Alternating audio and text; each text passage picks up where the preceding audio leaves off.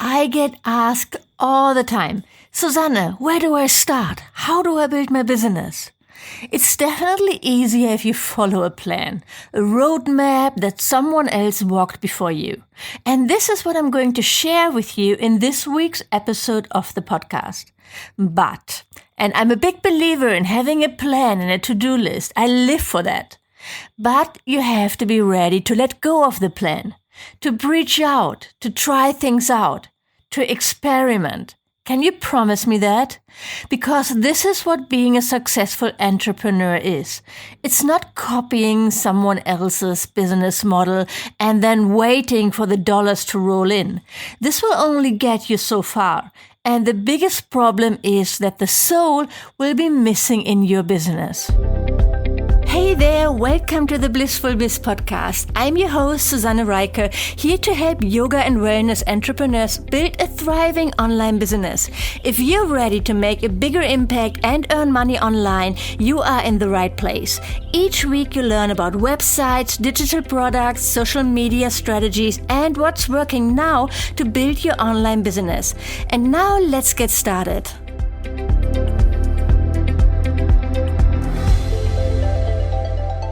I actually believe that struggling in the beginning, failing and working really hard and slowly seeing growth will make you a better business person and in the end will make your business more successful. I went to a workshop with Kino McGregor, the Ashtanga yoga teacher, a few weeks ago, and she shared that in her experience, people who started Ashtanga and it was really easy for them to do all the poses, maybe because they had a gymnastic background or it was just how their body worked, they tended to not stick with the practice. They stopped after 1 or 2 years.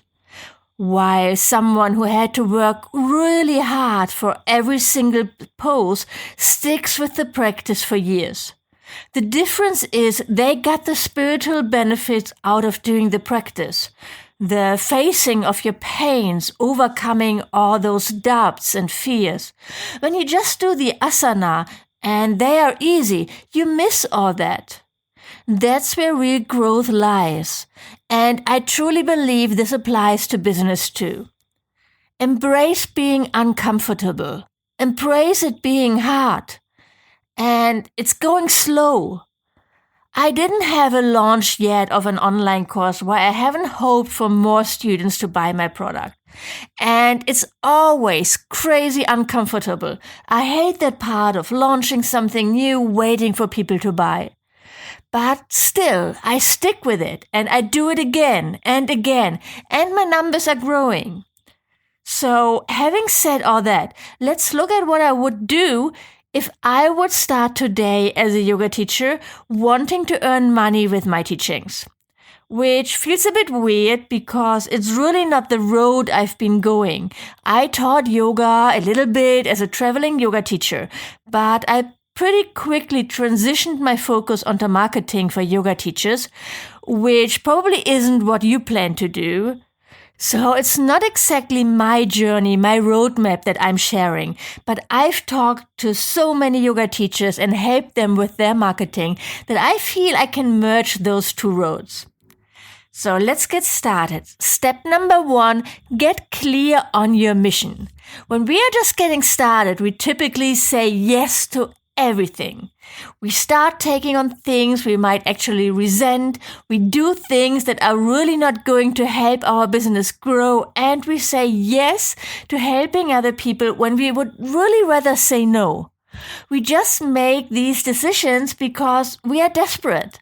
We don't know what's going to work and we need to make money, right?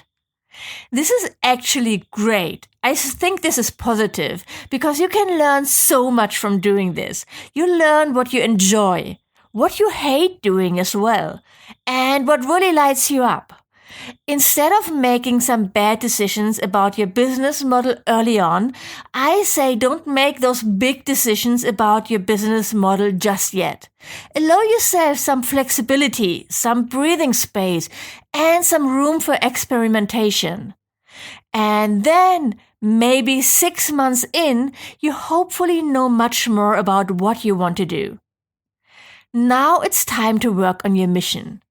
When you are clear on your mission and let this inspire everything you do, you give people a reason to care. You are able to inspire passion, and that's how you create loyal followers and students. Here are 3 reasons why you need a mission for your business. Number 1, your mission provides direction.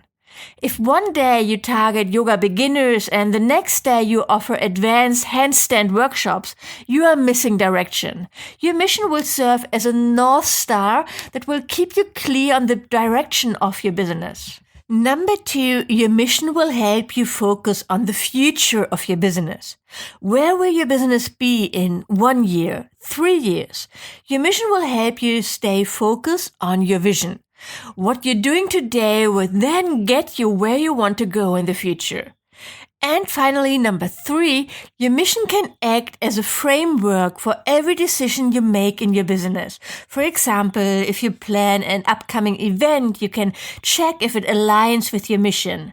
Now you're not just promoting your services and offers, you are promoting your mission. You're giving people a reason to care. And this will help you create deeper relationships with your students and followers. So, getting clear on your mission is step number 1. Step number 2 is to build your brand and website. This is a big step, but you can start small. You definitely don't have to go all in and hire a branding expert and website designer and all that. Actually, I would advise against this anyway, because you're still in the beginning stages of building your business and you probably don't have a lot of clarity yet on who's your ideal customer and what you stand for. Clarity comes with action. So after you've been in business for a few years, you probably know a lot more about who you want to work with, who you are, and what your brand stands for. When you're just starting out, you can build yourself a simple website, for example, with the help of my course, Blissful Websites, or you can look at tools like Squarespace or Wix. It's probably not going to look as polished as a professionally designed website, but for the start, that really doesn't matter. A beautiful website alone won't help you grow your business. The content and messaging on it is what's really important. This is what you need to work on. And when you have that, you will connect to your ideal customers no matter what your website looks like. Now, I think your website should still look nice and work, and meaning it should be easy to understand what you do, direct your visitors to your offerings, and help you build your email list just to start. And I teach you how to do all that in my course, Blissful Websites, so this would be my recommendation. I'll add the link in the show notes. Also, don't invest crazy money in a logo. I don't know why so many yoga teachers think the first thing they need is a logo. I mean, there's nothing wrong with having a logo, of course. I have a logo and you need something to put on the top of your website, but it can be something simple. I created my logo myself in canva.com, and this is what I recommend. Create a simple font-based logo in Canva. If you don't know Canva, it's a free online tool that allows you to design things like logos, flyers, images, anything. It's awesome, and I use it every single day, I'm not lying. I actually have a video where I show you how to design your logo in Canva in one of the units in my free Marketing for Yoga Teachers Facebook group, and I'll add the link to the group to the show notes as well. So you can check that out there. It's a free video, how to design your logo in Canva, and you'll find it in the units in the Facebook group. Check it out if you want to learn how to design your logo yourself. If you want to hire a designer to create your logo, be aware that a good designer can cost a pretty penny. If you're on a budget, like most of us just starting out, there's a high chance that you will get what you pay for, meaning something that you are not 100% happy with. Instead, I recommend investing into a photo shoot with a professional photographer specialized in yoga and or personal branding. This will make a huge difference to your website and your brand. You can use those photos on your website and your social media, and you will appear more professional right away. Great photos make such a big difference. I also see this with website clients. Sometimes they spend tons of money on a logo and then they hire me to design their website, but they don't have any professional photos, and this makes it really difficult. It makes a difference. So hire a photographer, don't spend your money on a logo. Next, you want to focus on your offerings, on what you're actually putting out there in the world to help people. And here I recommend developing a signature workshop. This is step number 3, create your signature workshop. A workshop feels different than a normal yoga class. It normally lasts longer and is also a bit more expensive for your students. And of course, they also expect more. It's an event for them. The great thing is you don't have to develop something new all the time. So you create one workshop and then you work with this and improve it and make it better. But you don't need to create a new yoga sequence for it every single time you give it, for example, or a new playlist. For your signature workshop, you want to find a topic that you are passionate about, that lights you up, that you can't stop talking about. It could be, for example, how to create a yoga home practice, arm balances for beginners, aromatherapy, pranayama, meditation, anything that offers something of value to your students. Remember, it's all about your students too. Yes, you want to find something that lights you up, but when your students are, for example, mainly middle-aged yoga beginners, a workshop for advanced arm balances is probably not what they are interested in. So you can either look for new students or, and this is the better and easier option, find a topic that works for you and your students. It should be a topic that you want to grow with, that can become your thing, what you are known for. I mean, you can still teach all kind of styles of yoga classes, for example, yin and vinyasa and meditation, but over time you want to become the expert in one thing. You want to be known for something. One yoga teacher I work with is specializing in yoga for highly sensitive people, and this really developed over time for her. She didn't start out with that when she started her yoga career. And another one is offering yoga for tango dancers, and she found her niche by being really passionate about both yoga and tango and seeing a need how yoga can actually help aspiring tango dancers with things like flexibility, balance, mindset. She's actually creating her first online course on this. But she didn't start out with this as well. It evolved over time. And that's why I want you to be open to change. Create an amazing signature workshop, learn from it, help your students, but if it doesn't feel right anymore after a while, you can pivot and try something else. This is the beauty of being in the starting phase of your business. You can still experiment, try things out. When you are established and yoga famous, it will be much more difficult to do something different because your students will have expectations. For example, Kino McGregor is known for Ashtanga.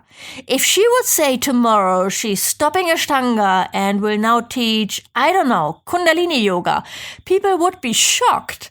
And it probably would hurt her business, right?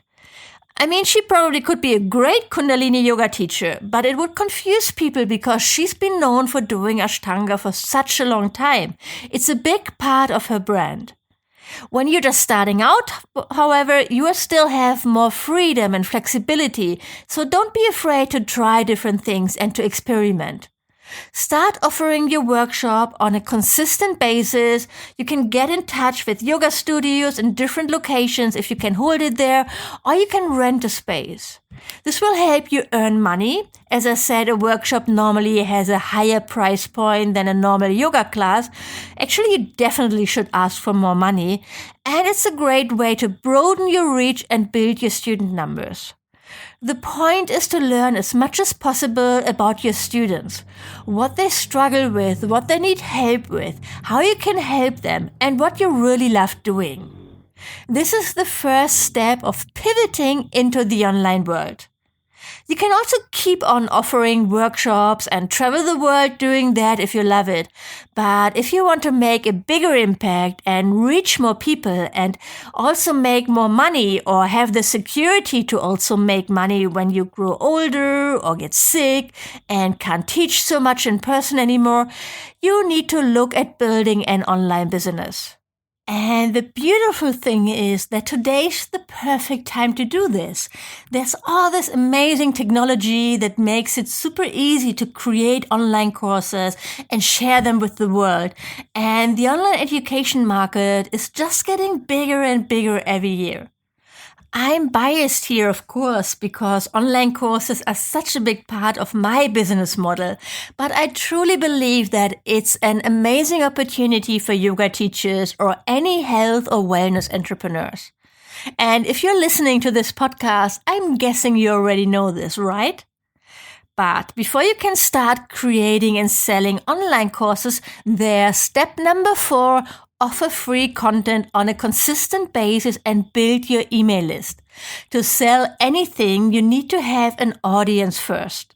And if you want to sell something online, you need to build trust with your audience before you can start selling them anything. That's why I recommend having a blog and creating free, valuable content that you share with your audience on a consistent basis. It doesn't have to be a written blog. It could also be a podcast or YouTube videos. The point is you want to give your students the chance to get to know you and your teaching style, to connect with you and to see you as the expert.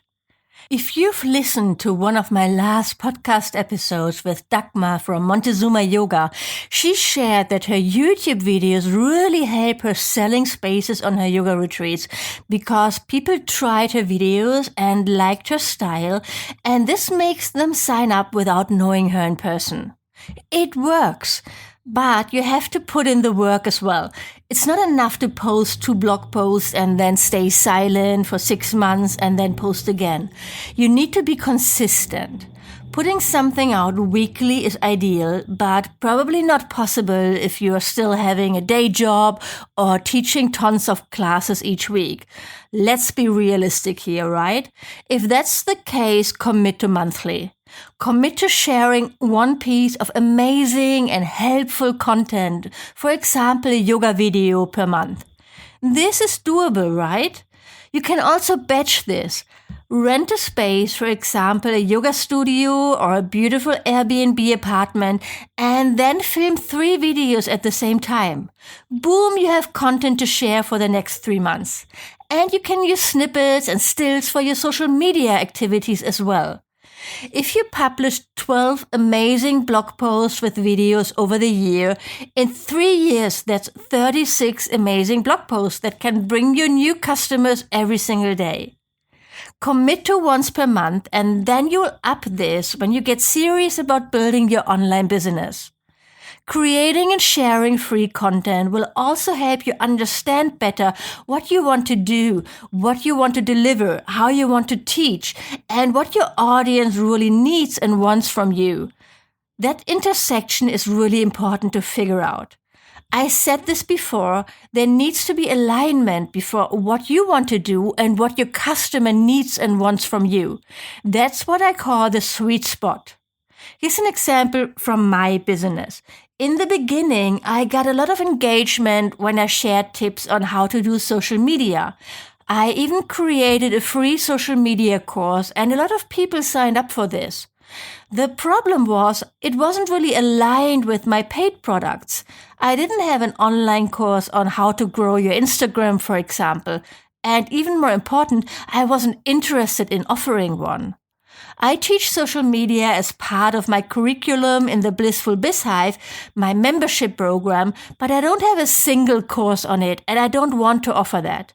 So that free course wasn't aligned with my products, and this meant that while it might be something that my customer want and need, it's not the right fit. And I'm not offering it anymore on my website, actually. Once in a while, someone finds the link on Pinterest or somewhere else and signs up for it, but I'm not promoting it anymore. But I still have some blog posts and podcast episodes about social media, and that's fine. It's just not where I focus on. You need to find your one thing that you want to be known for and focus on creating content around this topic. If you want to teach people how to meditate, don't share vegan recipes on your blog. Keep the focus on meditation. You get what I mean, right? This will help you so much with the next step. Step number 5, create your first online course. In many situations, including my own, a business model that offers a lot of flexibility, consistent revenue, and an abundance of opportunity to impact your audience is building online courses. I'm so passionate about teaching you all how to create online courses because it really is an amazing business model. Again, there is a lot of flexibility, consistent revenue when you set it up right. And if you love to create content and you love to teach, then this is definitely a business model I want you to look into. I guess I'm partial here. This episode is a little biased. I totally get that. But I can say with all certainty that building a business model around creating online courses is an amazing experience. It's one I at least want you to start to consider. Just think about what that might look like in your business. What I love most about my life is the freedom it provides. I basically can work from anywhere where there's internet and I get to work on my terms. I love this freedom and flexibility. I also love waking up and I sold a course overnight and working with yoga teachers from all over the world and seeing them having results from working with me. And I want this for you too. When you follow the steps I outlined, you should have a pretty good idea of who are your students, what are they struggling with, and how you could help them. Most of us that are creating online training courses are going to do so because our potential student has a problem or a challenge. Or maybe it's just a really deep desire. You want to get very clear about what that is. Once you get clear about who your potential student is and what their challenge or problem or desire is, from there you want to decide what kind of results you are going to get for your students. What results do they genuinely need and want? This is going to be the foundation for your online course. If you need some inspiration of what's possible, I recorded an episode in this podcast where I share 15 ideas for yoga-related online courses. It's my most popular episode, so definitely listen to it if you're looking for some inspiration on online courses. Okay, so let's wrap it up. I shared 5 steps with you that I would follow if I would start as a yoga teacher today. Step number 1, get clear on your mission. Step number 2, build your brand and your website. Step number 3, create a signature workshop. Step number 4, offer free content on a consistent basis and build your email list. And step number 5, create your first online course. So, how long is this going to take you? The answer is, it depends. If you are in a 9-to-5 job right now and you're teaching yoga at the side, but it's your dream to do it full time, it's going to be tough to do it all at the same time. Like really super hard. It's not impossible, but you need to know it's going to be a tough time. I would recommend, if it's at all possible, to see if you can reduce your hours in your day job. See if you can work half-time or take a sabbatical and work on your dream business. This is pretty close to what I did. When I started my online business, I still worked freelance in advertising agency for around 6 months a year. Those months where I was doing both were incredibly tiring, especially last year when my online business was already semi-successful, because you can't stop your own business completely. I still blogged every week and posted on social media and answered emails and all that. But then I had 6 months where I could go all in and focus on my business. This is what I recommend, reducing your hours to have more time to work on your dream. And then follow your plan. Do everything in your own time. You probably can get from step 1 to step 5 in 1 to 2 years, but if it takes you longer, that's fine. I was already over 40 when I started working for myself, and 46 when I started working on my online business. It's never too late. Really, repeat that after me. It's never too late. I say, enjoy the ride, embrace every challenge that life throws at you, and live your dream. You got this. So there you have it. I hope there were a few light bulb moments in this episode to help you look at your business differently or approach it with a different perspective so you can make sure you're insanely happy to be in the business that you've created.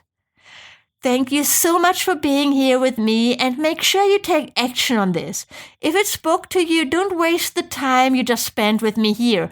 Instead, start moving toward taking action and share your next steps that you're going to take in our Facebook group Marketing for Yoga Teachers. I want to hear all about it. I also want to tell you to be patient with yourself. Success for most people, especially myself as well, does not happen overnight. If you just stick with it and believe in what you're doing and really insanely take care of those you serve, you will see the success you're after. I really believe in you, and I wish you all the best and all the luck in the world in all you do. I can't wait to connect with you again next week, and take care. Thank you for listening to this episode of the Blissful Biz podcast. If you like the show, please leave a review on iTunes. This would mean the world to me. And of course, don't forget to subscribe to the podcast to never miss a new episode. To learn more about how to work with me one-on-one, my courses and membership, or to get instant access to freebies, workshops, and more, go to SusanneReiker.com right now. Thanks for tuning in, and see you next time.